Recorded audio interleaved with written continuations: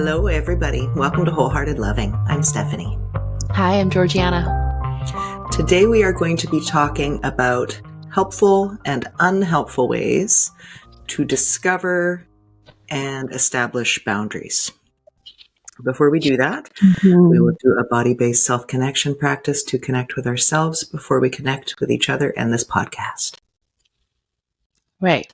I wasn't sure what I was going to share, but then I remembered this one and I was very excited because I like how this one makes me feel. So let's just bring awareness to the body.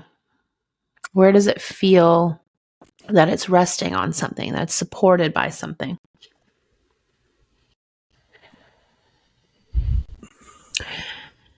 And can that connection with your body remind you to also notice what's happening with your breath?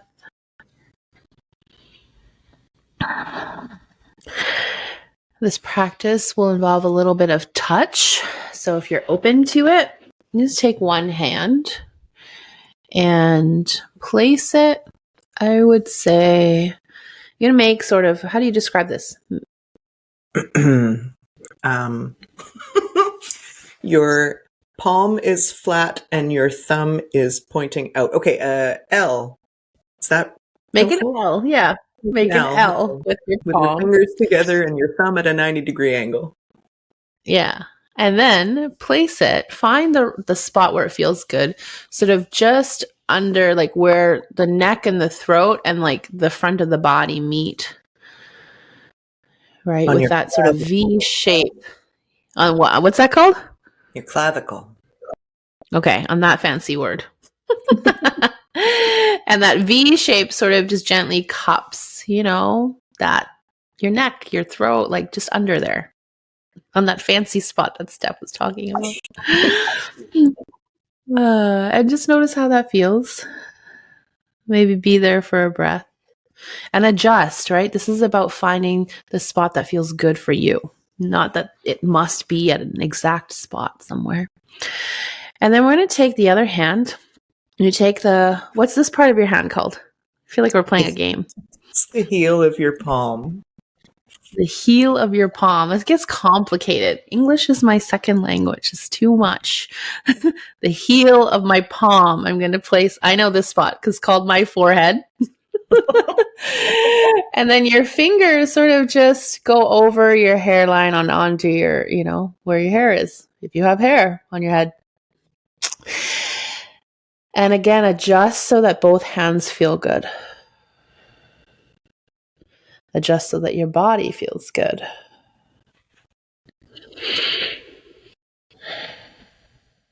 And this is a part of our head, brain, body that's like does a lot of work for us up here.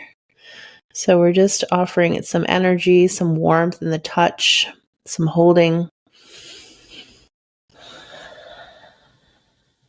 And just notice how that feels.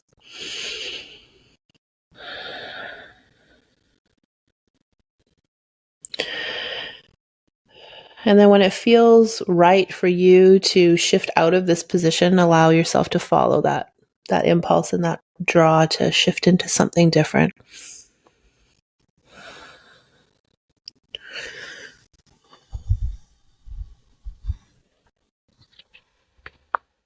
Notice what that thing is that you shift into.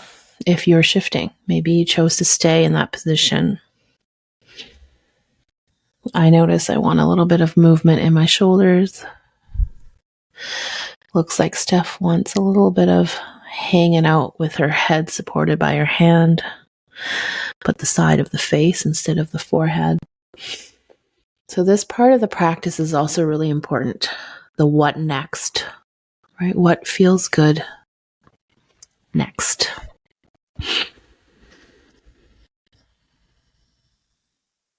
And then you might notice what's the next thing? What's the next feel good thing?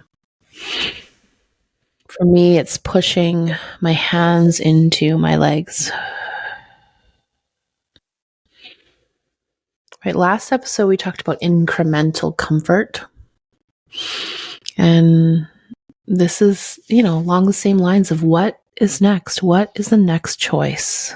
What is the next good feeling choice? What is the next right choice for you?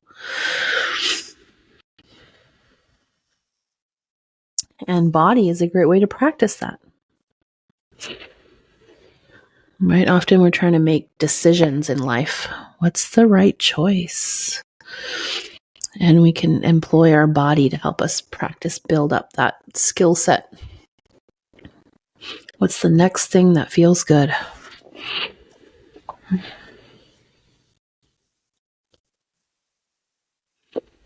This is really important in establishing boundaries. Mm-hmm. Are you ready for my segue? I'm ready. Bring it on. Knowing how your body wants to feel, right? So we talk about this a lot. Boundaries are a reflection of knowing what our needs and feelings are. They're a byproduct of this self-awareness. And being able to share those is a skill that many of us were not taught, that we need to learn because we want to be in relationship. We want to have our needs met. Yeah. Can I say something just on that piece? Yeah, for sure. If I look back at how I watched boundaries being set in my family of origin, they were either aggressive or passive aggressive. They weren't set from a place of, and I use this language a lot when I work with parents when we're setting boundaries with children, kind and firm. The kind and firm in the realm of boundaries did not exist growing up for me. I did not see that happening. I did not hear what words that means. I didn't hear the tone of voice that comes with. I didn't feel the energy of that in the home. Kind and firm boundaries. It was either you say something and it's either really loud, aggressive, and mean and rigid, or like you grunt and you moan and you roll your eyes and you slam the door and, little things, or you say nothing and then lose your mind later, much later, sometimes years later. Yeah. That's boundaries. That's boundaries from what I learned. Yeah. And I think that's pretty typical. I mean, I think it's natural for humans. Like, we're adaptable. We want to be as generous with each other as we can be, generally speaking. So we don't often object to something until it's at the limit, right? We don't maybe know ourselves enough to go, okay, we're pushing into some territory that doesn't feel great for me.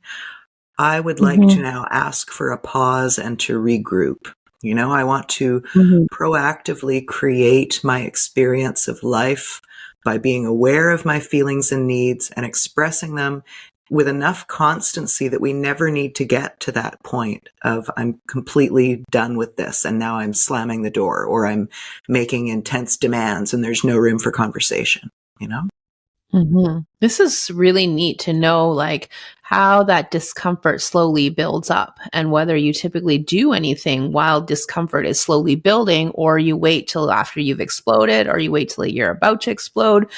And it reminds me of a very sweet experience with my kids when they were young. Like, my oldest must have been 4 or something. We were playing hockey in the garage.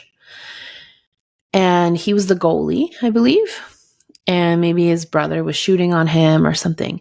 And all of a sudden, seemingly out of nowhere, I hear that a lot from parents, and out of nowhere, or I hear that from couples, out of nowhere, he reacted like that, or she reacted like that. Well, seemingly out of nowhere, he just started losing it, like freaking out, like screaming about something that was hard to understand what he was saying. Like, what I could gather was he was upset about something.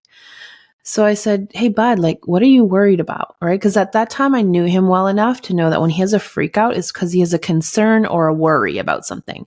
And I noticed that when I spoke to him from that place, like, what is it that you're worried about? What are you concerned about? Then like something in him settled and he's like, oh, I can tell you what it is. But like on his own, he wasn't skilled enough yet at that time to, like, instead of the freak out, just, calmly tell me what he was worried about. But he said, my brother is like hitting all these balls and they're going behind the net and I'm going to lose all my balls. And I'm like, oh, So sweet. right. So he had the foresight to know already much earlier that he's like, if I don't stop this now, I'm at risk potentially of having all my balls disappear in the garage. And I don't want that. And like, he wasn't very skilled at like communicating that. But what he did notice as a very young child was he had the foresight, right? To know that's not going to feel good for me. I don't want that to happen. So I want to let my mom know now, before I've lost all of my balls in the garage, that this is not working for me. Yeah. And like, that's a really neat thing. Yeah. Right? It's a neat thing to be able to communicate to someone of like, I'm not at my limit yet, but I know that if we proceed in this fashion, I'm probably going to get to a place that doesn't feel good for me. So I'd like to address that now before we get to that place. Yeah. Right. Mm-hmm. And think about how unusual it would be to be confronted with somebody who's like, I hear your feelings and needs and I don't give a crap, Usually, and how diffused it becomes. He's expressed that now. You can take that on. You can say, oh, I hear your concern that you're going to lose all your balls. And I can guarantee you that we're not going to let that happen. Your concern is also my concern. And then here are the practical tools I can give you right now to manage the safety of your balls or whatever it is. Right. And it worked because I was like, okay, well, how about we go grab those ones that have already gone behind the net. And then we shift this part of the net over to that part of the wall so nothing can actually get past there. It's like, okay, I'm good. We can play again. Great. Right? Yeah. So he knew that he was feeling worried that all his balls are going to disappear and he was going to lose them all. And he knew that he needed the reassurance that that wasn't going to happen. He needed us to find a solution that the things that were really important to him were going to be well taken care of and not lost. Beautiful. And when he could communicate that in his 4-year-old way, I was like, I can work with you on that. I'm happy to work with you on that. Yeah, I can work with you on that. I'm happy to work with you on that. We can't get to that place if we don't know what's going on for the other person, right? We can't work with what we don't know. Or worse, we know something that is not accurate because maybe we've been directly given inaccurate representations. It's not unusual for people to really misrepresent their feelings because they're afraid of losing whatever it is they're afraid of, or losing connection, or whatever it is. So I think it's pretty common for people to misrepresent their feelings and needs in hopes of keeping the peace or not having to have difficult conversations. I find often when you're working with people who deeply care about you and want to generally work with you in life, if you come from a sincere place, from a vulnerable place, so I'm feeling this, I'm needing this, and you're not attacking anybody, generally people are going to be like, okay, either help me understand more, or I would love to help you find a solution that either feels good for you or feels good for both of us. Right. And if someone's not able to come to you from that place, either they don't care to establish that kind of relationship with you, or they're dysregulated and they need some help or time to regulate themselves first and come back to that part of them that does care and wants to work together. Right. Yeah. But I find that generally speaking, like, you either get someone who's willing, or at least willing to settle themselves so that they're willing to do the thing or work together with you, or you're going to get a very good information about how someone is not a good fit for you. Yes. Yeah, exactly that. Yeah. So this topic came up for me because I'm a person who, at this point in my life, I certainly wasn't always this way. I very much know what I think what I feel and what I need. And I know when I don't have that information and I'm able to say, I don't know what I think or feel or need right now. Can you help me or can you give me a minute? You know? Mhm. When I'm interacting with people who are also that way, it's a smooth, lovely breeze and everything feels really great. When I'm interacting with people who are not that way, maybe they don't know what they feel or need or they can't ask, I find it very challenging. Um, Mhm. so, so what this brought up in terms of a topic for me was, and I see this all over the place. I see this especially with people who are starting to date people and they maybe aren't so firm in what would feel good to them in a relationship and just pursuing those good feelings and good fits. And instead, they're probably more looking to make love happen, you know? And it sort of doesn't matter if it's a good fit or not. I just want to know what I have to do or say or be in order to make this work, you know? And so the topic specifically that I wanted to talk about was how sometimes people can state a boundary Mhm. as the self-expression. So instead of having a conversation, developing mutual understanding, exposing both parties' feelings, thoughts, and needs, and then working together to know what would feel good, it's like, I've said nothing about how I think and feel. I'm just going to establish right now a firm boundary and a set of Mhm. rules in order to feel presumably safe in this moment. Mhm.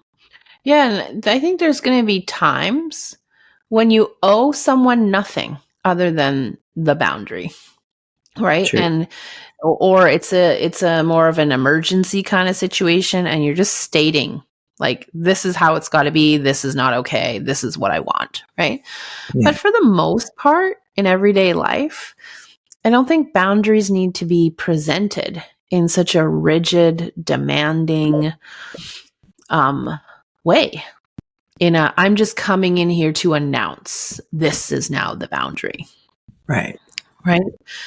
I've haven't really felt it in my life or noticed it working when I'm working with couples that way of establishing boundaries actually makes someone want to work with you and come closer to you in connection. Right. Right. And also with children. Like it doesn't draw children to be like, let me work together with you. Mm-hmm. You're just going to sit here and throw around and shout out demands essentially Yeah. without giving me any context, without really placing any energy in the building of connection with me. And you're expecting me to take this boundary and be like, okay, great idea. Yeah. Generally, I don't Mostly. think humans like that feeling. No, I think it, for me, when I'm in receipt of that, I feel confused and shut out. Mm-hmm. Mm-hmm. So if I look at an example in my life, like in a past relationship, there were boundaries being made. And how do I want to share this? They always felt like I was not a participant in the relationship or Yeah. in the problem or the challenge. I'm sitting here thinking like things are fine. And then I get delivered a very rigid, one sided, unilaterally decided thing that's going to now be the boundary. And I remember feeling just sort of shocked, being like, where did this come from? Yeah. I wasn't even aware of a problem. And it just felt a bit icky to be now told this is just how it's going to be. Yeah. Right. And I remember thinking, like, don't we get to have a conversation together about what wasn't feeling good for you, what my intentions were, what your intentions are, what our common goal is, and to see and try to collaborate on what might feel good. Mm-hmm. And it was none of that. And those boundaries never felt good to me. Of course, I want to respect and honor someone's boundaries, but if I'm looking at which boundaries make me really feel respected and respect the other person and feel a desire to really honor that boundary, those ones were not the ones. Right. Yeah. Right. But the ones that say, hey, like, I just want to share with you my intention. My intention is that you understand me better. You know, I see that we have a shared goal of XYZ. I see we have a shared goal of wanting to find something that feels good for both of us. Mm-hmm. What feels challenging for me about the current situation is XYZ. In my mind, one of the ideas I had was this. What do you think? How do you feel? Have you been experiencing it the same way? Like, that just feels more collaborative. And my sense is like there's a real beauty in being able to like collaboratively find the way together instead of one person feeling like I have this problem or this challenge. I'm not even going to talk to the other person about it. And then I'm going to decide right here on my own what now is the boundary, what needs to happen. I'm going to lay it down in front of them, and there's no room for conversation. Yeah. That's just never really worked that well. It doesn't work that well. You know, the subtext, there's two subtexts to these two different modes of operating. One is love and trust, and the other is fear and distrust. And that's going to be what's created depending on how you're going about these things, right? If one person is establishing a one-sided boundary without communication, the implication there is you don't care about me enough or love me enough to help me get what I need in this situation. Instead, I need to set up a harsh rule or whatever it is to protect myself, you know? And that can be hurtful for the other person to hear. And it can be really hard to work with, as you say. There's not really anywhere to go from there. Yeah, I remember being presented with these boundaries. And like when I dug a little deeper and asked some more questions, and like I felt like I was like pulling teeth trying to get more clarity, they would share the problem from their perspective. And I was like, I'm not sure why this needs to be a problem, because if you talk to me about it, we could have found a resolution. Like this is not how I experience things. I don't want you to experience it like that. Right? I want you to have a good experience. And like, I'm happy to work with you to find a way that feels good for you. Like, I just am left feeling baffled of why this person felt the need to like come to some solution totally on their own to a problem that I didn't like. They thought I had a problem with something that I'm like, I don't actually have a problem with that. And if you would have talked to me about it, I could have reassured you that that's not a problem for me. But when someone doesn't come with their concerns or their worries or the stories they're making up in their mind for them to be checked, then I have no opportunity to say, hey, this problem that you think is a problem, like, I don't find it a problem. Like, I don't want it that way either. The thing that you don't want, I don't want either. And if we would have talked about it, you would have known. But if you make the assumption that it has to be that way, and I'm not budging on that, and then you think this is the only way to solve it, then I'm just left really confused and sad. Yes. Right? Yeah. And I remember this is a pattern that happened often, and I would say, like, why didn't you come talk to me about it? Because we could have resolved that. Like, it's such a yucky feeling, I find, when you realize this was resolvable together. Like, it didn't have to get that ugly. It didn't have to get that cold. You know, such rigid boundaries didn't need to be laid down. We could have just had a conversation. I would have been happy to hear what doesn't feel good for you. And I would be happy to like find something that works for both of us. And I guess what I realized was when I really looked at our relationship dynamic, and I knew this, you know, over the years, but it really highlighted for me, is this person who I was with, like, did not trust that their needs mattered and that their feelings mattered. Just in general, not just with me, but in general, in life, in relationships. They didn't trust that people want to work collaboratively together to find a mutually good feeling solution. Yeah. And so they made everything into a problem that they had to solve themselves. And it had to be with really rigid boundaries without any consultation with the actual person they're in relationship with. Yeah.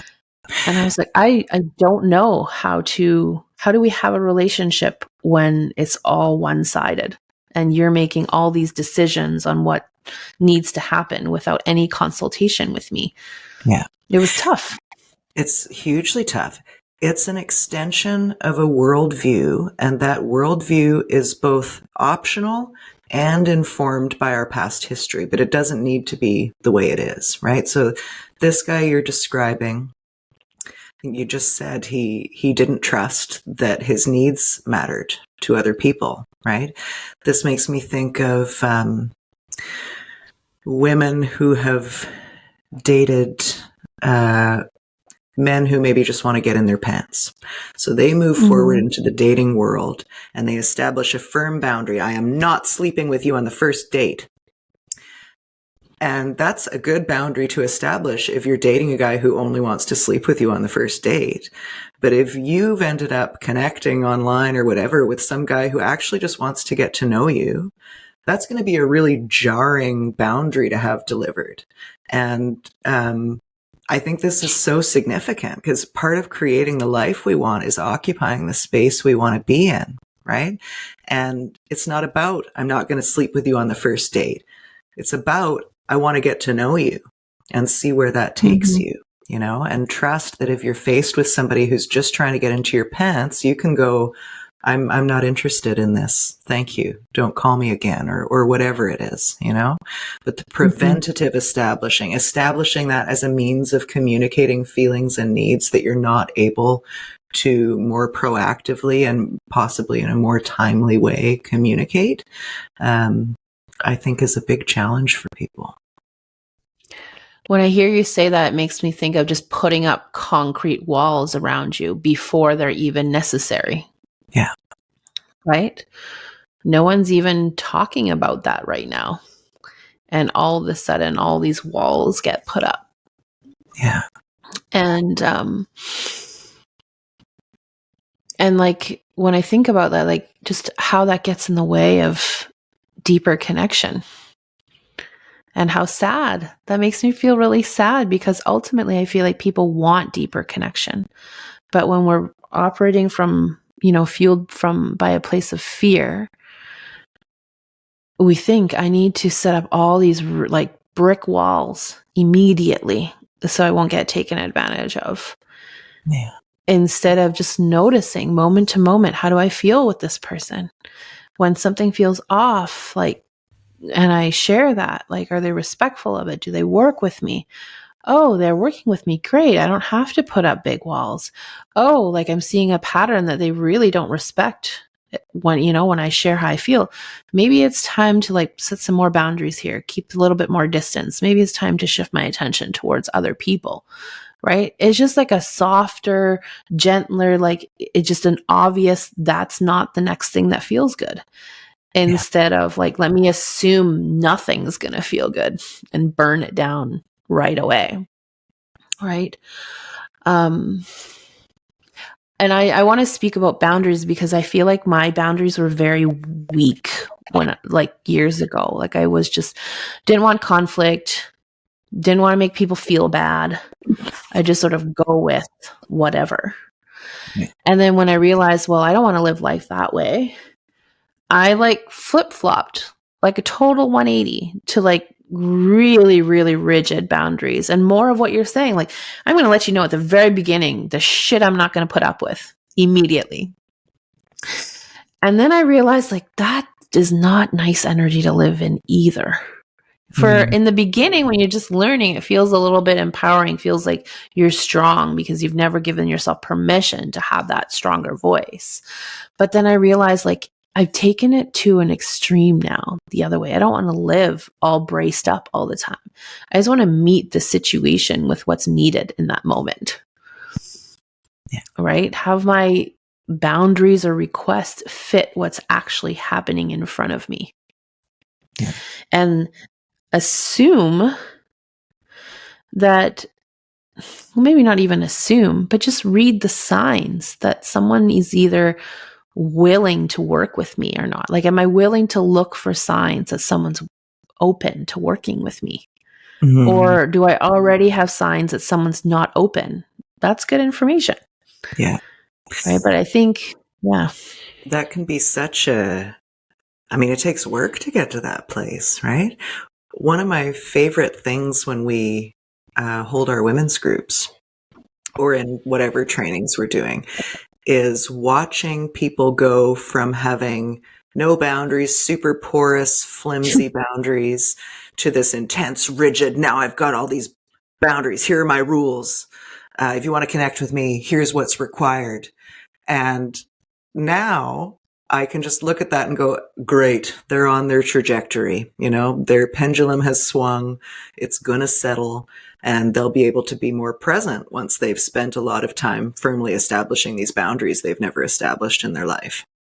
And it's just a point in time. But as you're saying, it is a much more subtle thing. It's now, for me, it's very infrequently. I can't even think of the last time I've had to set up a rule. It's more I just take myself where it feels right to be, you know?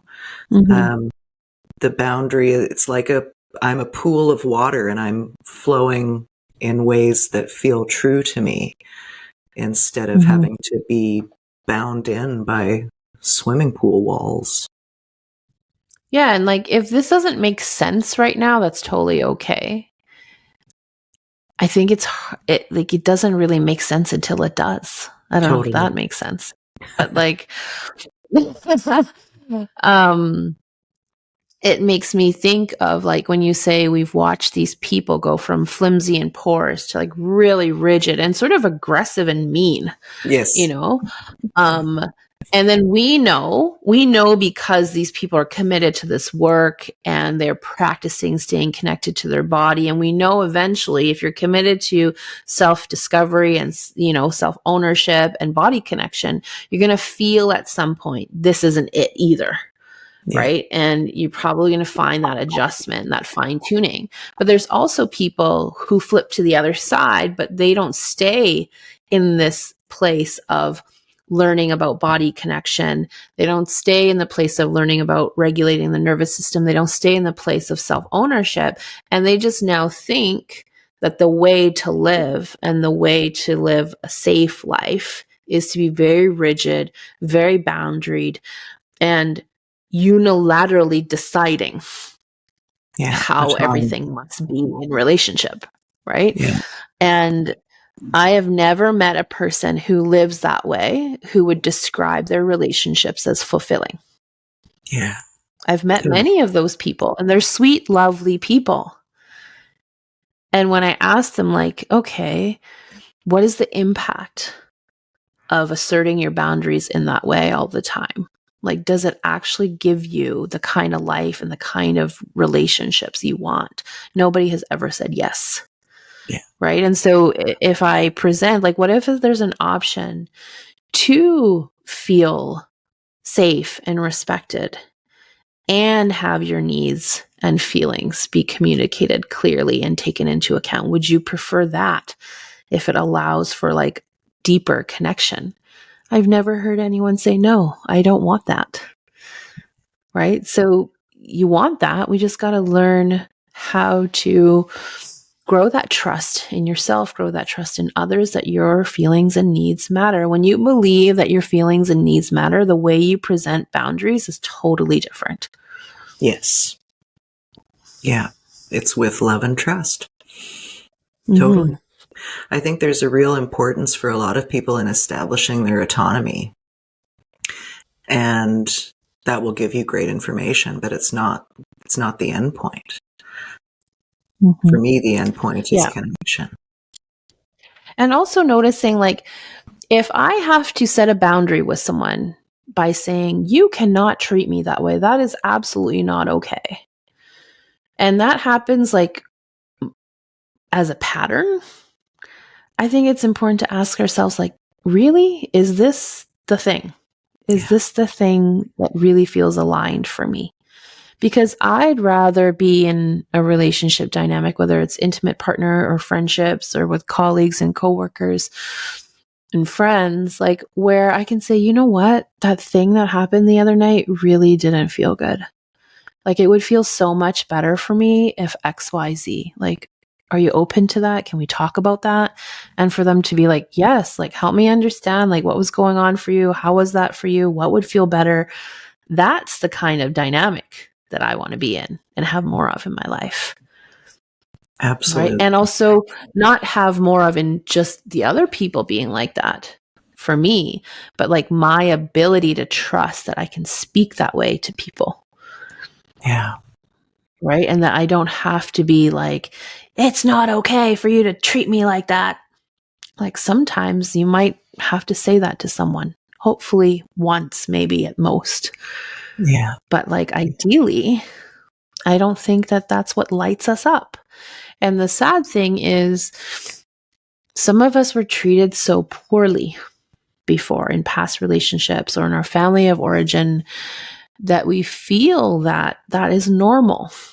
Yeah. That's just a normal relationship where you have to scream and shout to be heard, where you have to set boundaries in rigid and mean ways to be heard or respected, if you even call that respect. And like, I'm just a firm believer it doesn't have to be that way. But we have to be willing to grow the muscles that allow for us to believe it can be different. Yeah. Yeah. And openness to things being different than we think they are. You know, it would have been impossible for me to believe 20 years ago the things that I believe today and the amount of love and trust I can expect from the people around me. Even where it existed, I couldn't see it. I was seeing it as some contortion that matched with the pain I was feeling, you know, and the dismissal and the not knowing of myself, you know. That's a hard place to be in. I definitely mourn the way that I used to see the world, and I celebrate the way I see it now. And it's painful when I see people. So it's two streams, actually. Depending on where I know the person's at in their journey, it might bring me joy to see these firm boundaries being established because I know it's leading them somewhere good. But when that feels like a new established pattern that's going to be a lifestyle, it makes my heart hurt for them. There's so much more. Yeah, right. Something softer is available, soft and safe. And that's the thing. Soft and safe was probably never like, what? What does that even mean? Yeah. Right. When I think about it, like growing up, I felt like the only time my voice was heard and that my needs would really be listened to was when I lost my mind, like freaked out as a kid and a teenager. And I didn't realize that I brought that into intimate relationship as an adult, right? I would be like peaceful, sweet girl for like the longest time. And then when I would be like hitting my limit, I would like lose it. Yeah. And I think it would scare me too, because I'm like, what the heck is happening? Right? It would scare me partly because I'm not used to living in that energy, but then also part of it felt normal because I'm like, oh, this is how you get heard, right? In human relationship. And I remember one relationship that I was in, this man said, you know, you could just tell me what's wrong and ask me for what you need.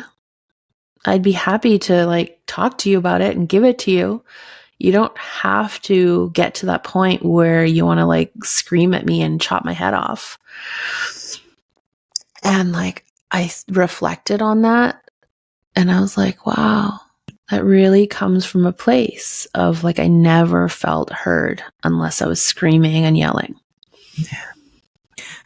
And so I had to rewire that pattern. I had to rewire that pattern of, oh, like I could just talk to someone and tell them what's bothering me. Yeah. So it sounds like you believed him when he said that. Is that so?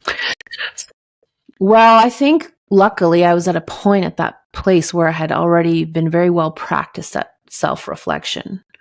So when he pointed that out, I like went to look for patterns and I was like, oh, I see where this one comes from. Mm-hmm. And when he said, you know, I'll listen to you. Like, I want to make things good for you. I believed it because when I went to look for evidence of that with him, I was like, oh yeah, for the most part, like we do resolve things. Like he does want me to feel good in this relationship. Mm. And there were times, it's not that every time I lost it, but there were times where I was able to say, hey, like this doesn't feel good. Like, and he was like, okay, I'm on it. We can work on that. I can work on that. Yeah. Like, oh, so that was a helpful realization for me of when I was bringing too much force and aggression when it wasn't needed.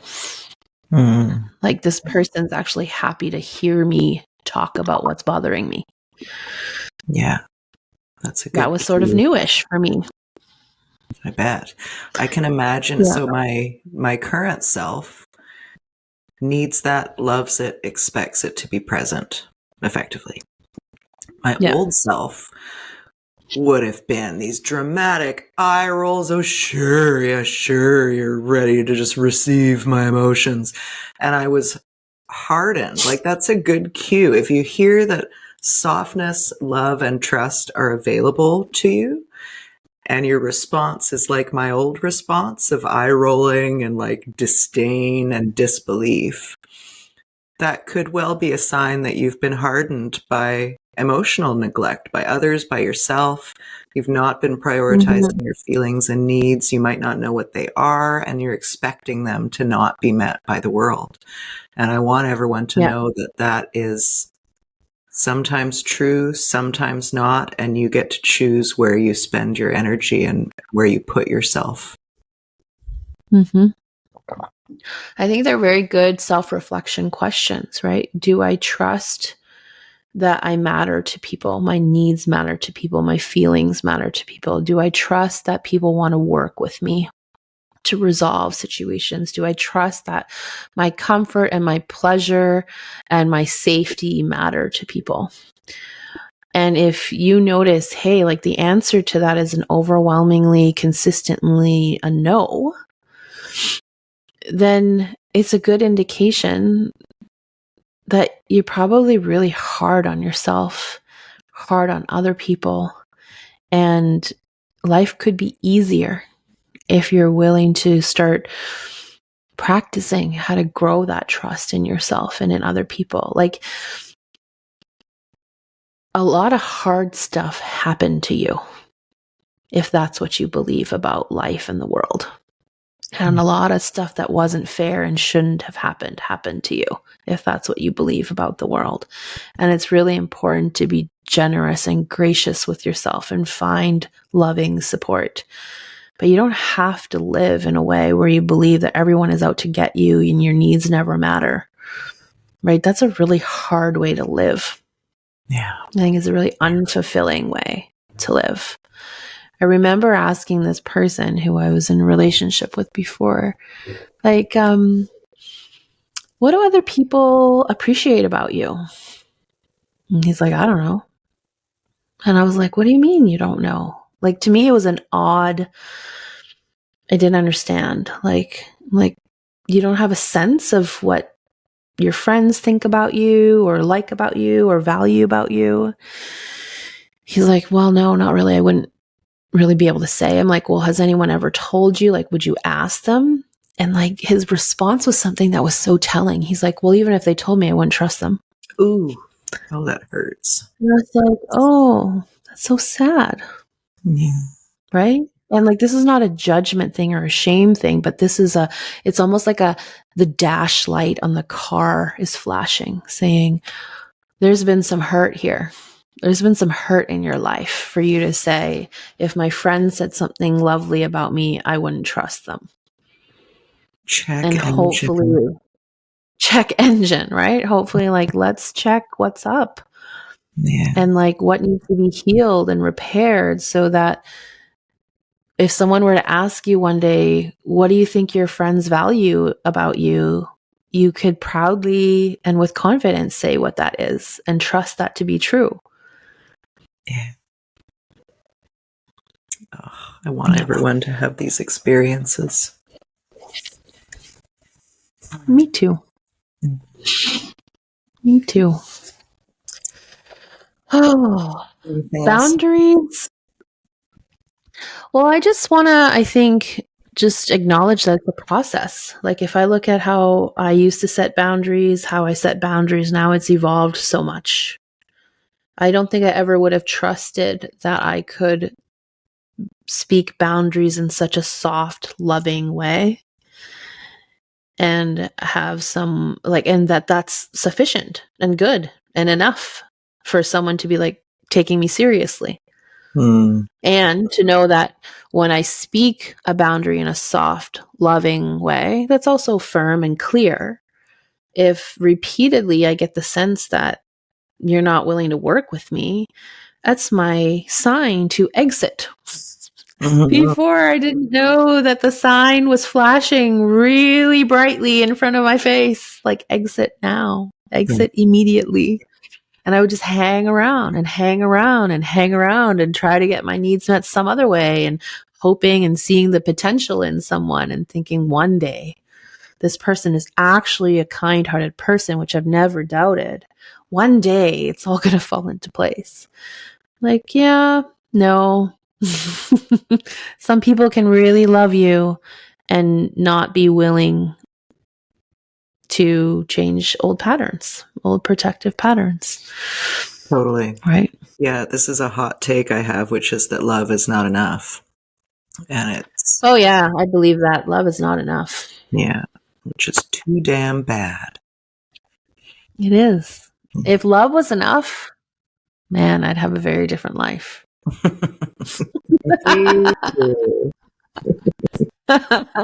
Yeah. I used to even think like desire for the same thing plus love meant enough. Not like, quite. No, that doesn't either. Yeah. And then I thought willingness and desire and love, right? And also no. Yeah. Almost, but not quite. I have had to recognize almost, but not quite. And what I see now is there needs to be love there. There needs to be a desire, to like work together, and a willingness to work together, but also the ability, the skill set. Yeah. And the good thing is skills. Every human being can learn skills. So it's possible. The possibility is there. But people have to be willing on a consistent, sustainable basis to keep building the skills that are required to build something healthy together. Otherwise, love is definitely not enough. Yeah. Desire and of like valuing the same things, also not enough. Willingness to work on it, not enough. It's true. Yeah. No, it's a lot. Yeah. Well, my wish for everyone is that you can have your feelings expressed and your needs met, and that you can trust that that possibility exists. And you can start to build that for yourself. I think there will be a lot of people listening for whom this feels incredible, like not credible.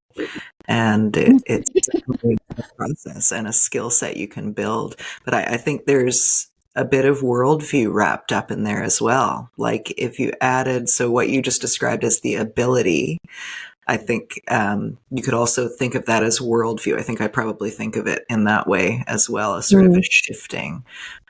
So the ability to suspend your existing beliefs and try on a different way, trusting that other people might feel love and trust where you feel distrust and fear, and that it can be safe to lean into that. I think this is a really important point you make. You know, we work with a lot of people who are still very much run by fear, understandably so, no shame in that. And they feel a bit stuck because they can't quite believe that it could be a different way. Right? And so the practice we walk people through is, can I honor part of me is really scared that, you know, I'm going to be stuck in this kind of relationship dynamic forever. And we'll always ask, are you open? Is there even 1% of you open to the possibility that it could be different? Open to the possibility that your needs might matter to somebody? And I've also never met anyone who said, no, I'm absolutely not open to the possibility. Right? If they might say, oh, I don't know, then we might say, okay, do you have a desire to be open to that possibility? And when we keep digging, it's there. Openness and desire is there, and that's all. You just stay connected to, there's at least 1% in me that desires that possibility, that I could believe that one day I meet someone where my needs would matter with it. Yeah. And then all of a sudden, you're not stuck. All of a sudden, there's an opening. There's a path. Yeah. And every person who's walked through that practice reports to us, wow, my body feels totally different now. They don't actually feel stuck. They feel possibility. They feel energy coursing through their body. They feel a sense of excitement and calm, even though none of the circumstances in their life have actually changed. But they now have tapped into a part of them that's open to possibility. Mm-hmm. Yeah, the worldview has expanded in that moment to contain possibility. Yay! Yay! Okay, it's wrap up time. I'm establishing a boundary. It's time to wrap things up, seemingly out of nowhere.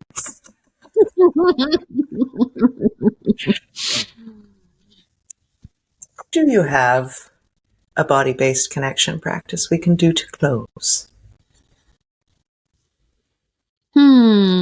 Yeah, I'm doing it already. So it's just a very gentle sweeping, using the hand to sweep along the body, whatever part of your body you want that to be. And then I always like sweep, squeeze, toss. So what are you sweeping off of you? I like to squeeze to really feel it. And then I do a little toss. I don't need this. I don't need to carry this right now. Right? There's a gentleness even in this. It's not like an aggressive throwing out parts. It's just like, oh, I don't need this. Don't need to carry this right now. Sweep, squeeze, toss. Thank you. Yeah. Intention is so important. Get rid of all that energy that you don't need. Thanks, Gigi. Anything else you want to say? I don't think so. Maybe just, notice whether there's a part of you open to the possibility of things being different, of things being better, things feeling better. Even if you're scared, even if you feel unsure. Yeah. Thanks, G. All right. Okay. Well, I hope this has been helpful for everybody. Please do like, follow, and subscribe. And if anything we've said here today has been helpful for you, please share with somebody that you care about. And we'll see you next week. Bye.